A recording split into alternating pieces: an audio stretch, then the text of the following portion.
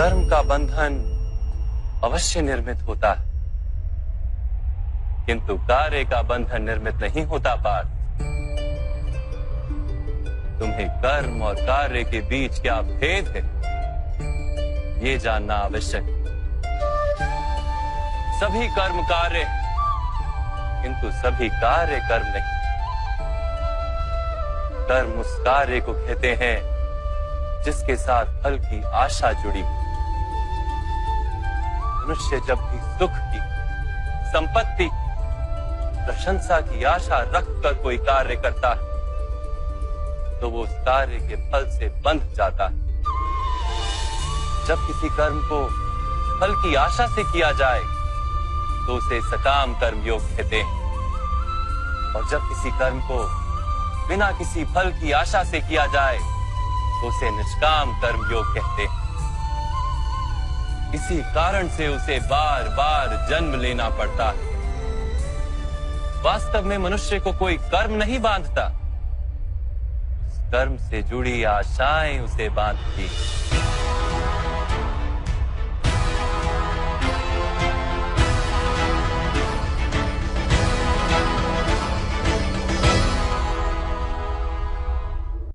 वास्तव में मनुष्य को कोई कर्म नहीं बांधता, उस कर्म से जुड़ी आशाएं उसे बांधती हैं।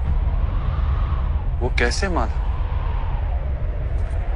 यदि इस युद्ध में तुम्हें विजय होने की आशा है तो पराजित होने पर तुम्हें भीषण दुख होगा, और वो दुख तुमसे कोई अन्य कार्य करवाएगा जिसके लिए तुम्हें दूसरा जन्म लेना पड़ेगा। और यदि तुम विजयी हुए तो तुम्हारा अहंकार बढ़ेगा, और वो अहंकार तुम्हें विश्व विजय के लिए प्रेरित करेगा, तुमसे हत्याएं करवाएगा और उसका पाप तुम्हें बांधेगा। विचार करो, यदि तुम्हें इस युद्ध में ना विजय का मोह और ना पराजय का भय, तो इस युद्ध के अंत में तुम्हें सुख प्राप्त होगा या दुख प्राप्त होगा? ना सुख माधव, ना ही दुख। अर्थात तुम्हारा सुख, दुख, हताशा, निराशा, अहंकार युद्ध के कारण नहीं है। युद्ध के साथ तुमने जो आशाएं बांधी हुई हैं, उसके कारण है। क्या ये सत्य नहीं है पार्थ?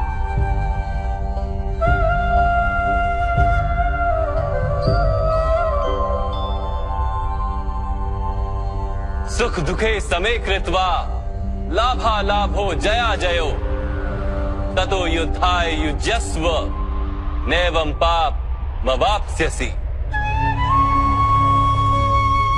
अर्थात सुख दुख को समान मानकर लाभ हानि जय पराजय का विचार किए बिना यदि तुम युद्ध करोगे कौन्तेय, तो तुम पाप के भागी नहीं बनोगे। इसी को कर्म योग कहते हैं। जो सांख्य का ज्ञान प्राप्त कर लेता है वो ये जान लेता है कि वो शरीर नहीं, केवल एक आत्मा है। शरीर के भोग और अनुभव तो केवल मृत्यु तक है, अर्थात वास्तविक नहीं, केवल माया है। उसके लिए कर्मयोगी बनना सरल हो जाता है। परंतु माधव, यदि कार्य से बंधन निश्चित है तो क्या संसार का त्याग करके संन्यास लेना उचित नहीं? इसी विचार का परिणाम है कि आज ये युद्ध हो रहा है पार्थ।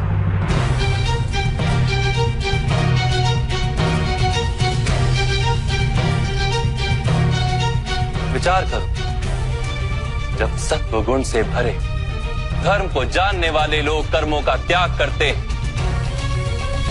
तब अधर्म से भरे लोग भी संसार को चलाते हैं।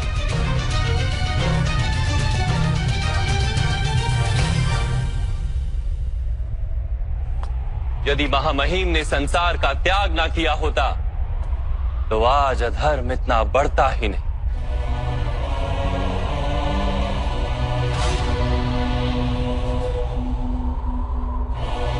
और तुम्हारे पिता ने यदि संन्यास ना लिया होता तो आज भ्राता युधिष्ठिर सुख से राज कर रहे होते।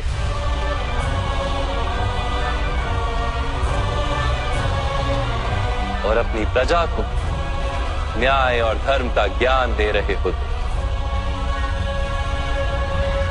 किंतु दुखदायक बात तो यह है पार्थ कि सत्वगुण से भरे मनुष्य ही संसार को लाभ दे सकते हैं, किंतु वो ही संन्यास का विचार करते हैं।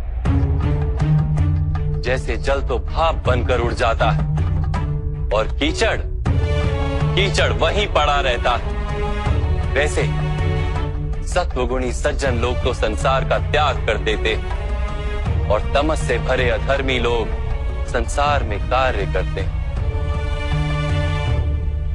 इसी कारण से संसार में पाप और अधर्म बढ़ता है।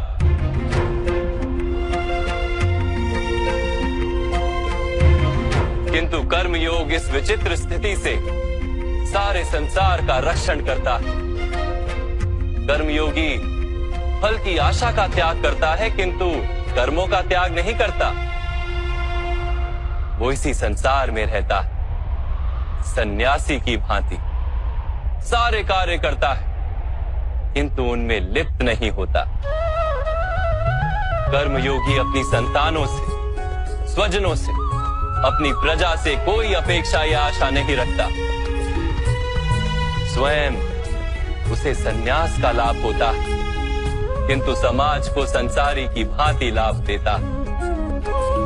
मनुष्य अपनी संतानों के सुख के लिए श्रम करता है माधव। अपनी संतान से सुख की अपेक्षा कैसे न रखे? मनुष्य अपनी संतानों के लिए जो भी करता है वो व्यापार है या प्रेम पार? प्रेम माधव। तो फिर अपने कार्यों के प्रति फल की इच्छा क्यों पार? भविष्य का लाभ तो व्यापार में देखा जाता है, प्रेम में नहीं। जो मनुष्य अपनी संतानों का चरित्र निर्माण उचित रूप से करता है, संतानों को प्रेम और धर्म के संस्कार देता है, उसकी संतानें भी मनुष्य को प्रेम और सुरक्षा अवश्य देती। संतानों के कर्म, स्वजनों के व्यवहार उनके कर्म है पार, और जब उनके कर्मों पर हमारा कोई अधिकार नहीं होता तो उनसे आशाएं और अपेक्षाएं रखने का क्या प्रयोजन? यदि गहन विचार करोगे पार्थ तो शीघ्र ही ये जान लोगे कि जीवन में ऐसा कोई कार्य नहीं है जिसके साथ आशाएं और अपेक्षाएं जोड़ना अनिवार्य हो। जब सृष्टि ही परमात्मा है और मनुष्य स्वयं परमात्मा का अंश है, तो सारे कार्य परमात्मा ही करते हैं, मनुष्य स्वयं कुछ नहीं करता। यही कर्मयोग का मूल सिद्धांत है पार्थ।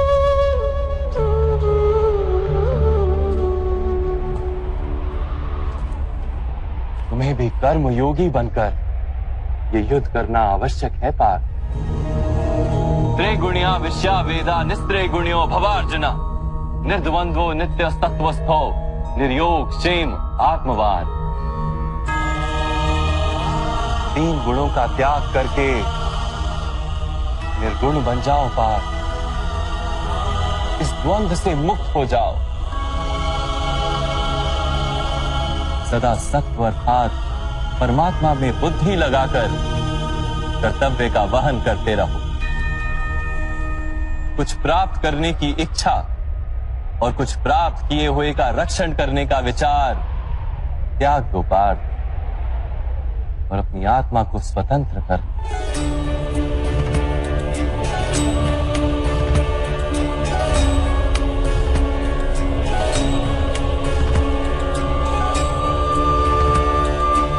स्मरण रहे पार्थ,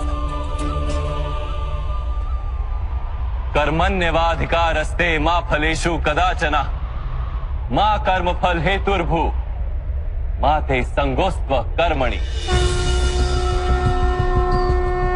तुम्हारा अधिकार तो केवल कर्म करने का है, फल तो ईश्वर के हाथ में, इसलिए ना कर्म से भागना उचित है और ना ही कर्म के फल की आशा रखना उचित है।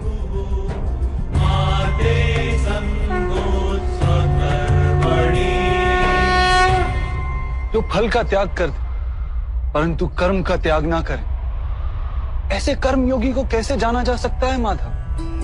विश्या विनिवर्तन्ते निरहारस्य देहिनः रसवर्जम रसोप्यस्य परम दृष्ट्वा निवर्तते।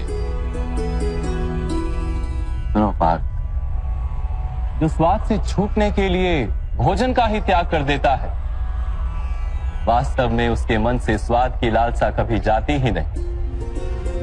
उसे दोहरी हानि होती है।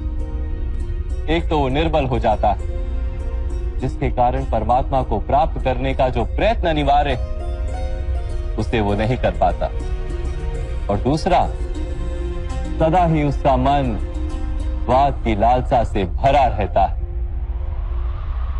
इसलिए भोजन का त्याग करने से उत्तम है स्वाद की लालसा का ही त्याग कर दिया जाए। कर्म योगी अपने मन की सारी लालसाओं को खींच लेता है, जीवन को कर्तव्य मानकर कार्य अवश्य करता है, किंतु उन कार्यों से जुड़ता नहीं। और बात, जो व्यक्ति अपने कार्यों से आशाएं और इच्छा नहीं रखता, उसी के कार्य पूर्ण होते हैं। एक असफलता से दुखी होकर जिसका मन डोलता नहीं, एक सफलता से आनंदित होकर जो स्वयं को सर्वश्रेष्ठ नहीं मानता, ऐसे ही व्यक्ति को कर्म योगी कहते हैं।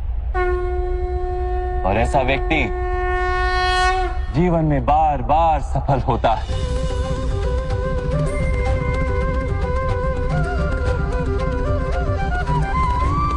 ध्यायतो विषयान पुंसः संगस्तेषु पजायते संगात संजायते कामा कामात् क्रोधोऽभिजायते क्रोधात् भवति सम्मोहः सम्मोहात् स्मृति विभ्रमः स्मृति भ्रंशात् बुद्धिनाशो बुद्धिनाशात् प्रणश्यति।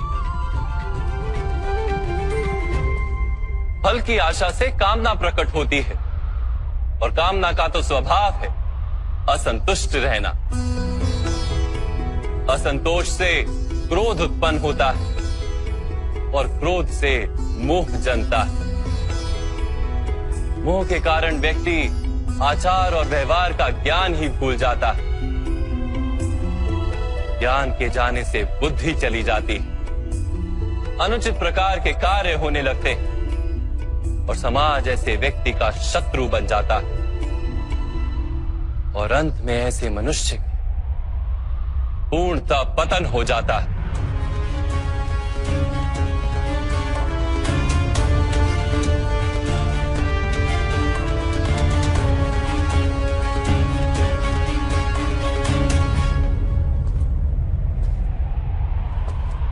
जैसे भ्राता दुर्योधन, उनके सेनापति महामहिम उनके ही शत्रु हैं, और तुम्हें विजय का आशीर्वाद दिया।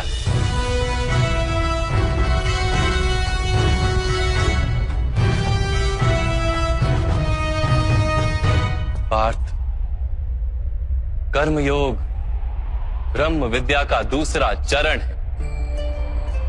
परमात्मा में अपनी बुद्धि स्थिर करो, स्वयं को आत्मा जानो, मिथ्या बंधनों से मुक्त हो जाओ, और फल की आशा का त्याग करके केवल कर्म करते रहो।